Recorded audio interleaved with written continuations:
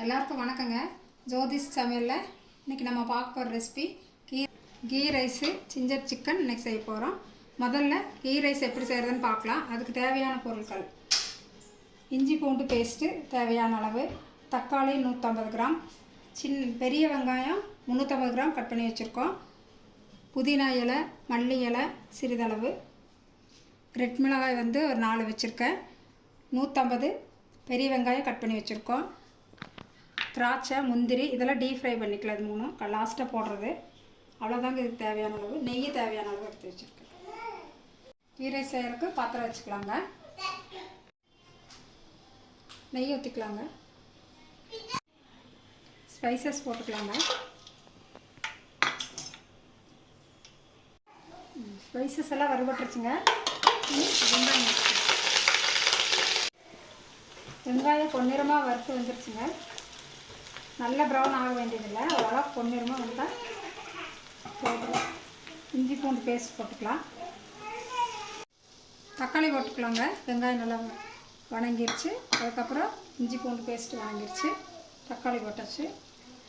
இனி மிளகாய் போட்டுக்கலாம். தயிர் 2 ஸ்பூன் ஆட் பண்ணிக்கலாம். மல்லி இலை, புதினா.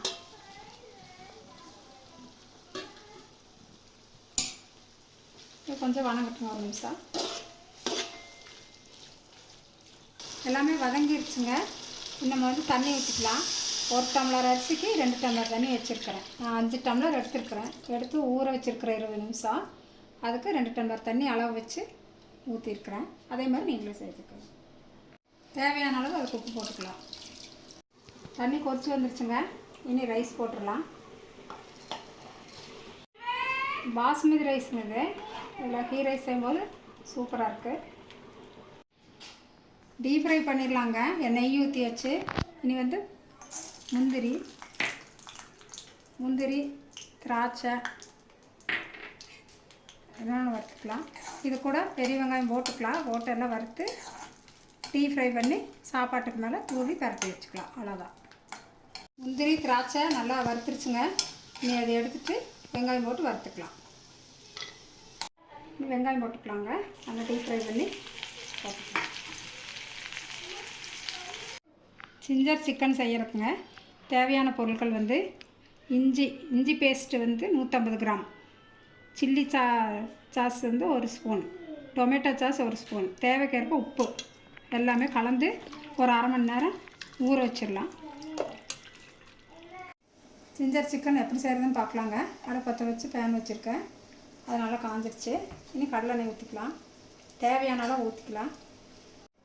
எண்ணெய் காஞ்சிருச்சுங்க. இனி இஞ்சி பேஸ்ட் போட்டுக்கலாம். அது கொஞ்சம் நல்லா எண்ணெயிலையும் வதக்கலாம். இஞ்சி பேஸ்ட்டு நல்லா எண்ணெயில் பிரிஞ்சு வந்துருச்சுங்க. 2 ஸ்பூன் காஷ்மீரி மிளகாய்த்தூள். இது ஒரு நிமிஷம். ஊற வச்ச சிக்கன் இதில் போட்டுடலாங்க. ஒரு 1/2 hour ஊறி இருக்கும். சாஸு இஞ்சியெல்லாம் போட்டு ஊற வச்சுருக்குறோம். தேவையான அளவு உப்பு போட்டுக்கலாங்க. ஏற்கனவே சிக்கனில் போட்டிருக்கு. பரட்டி மூடி வச்சிடலாம். கீ ரைஸ் ரெடி ஆயிடுச்சுங்க. சூப்பராக வந்திருக்கு. அதில் நம்ம டீப் ஃப்ரை பண்ணதெல்லாம் போட்டு பரட்டி வச்சுக்கலாம்.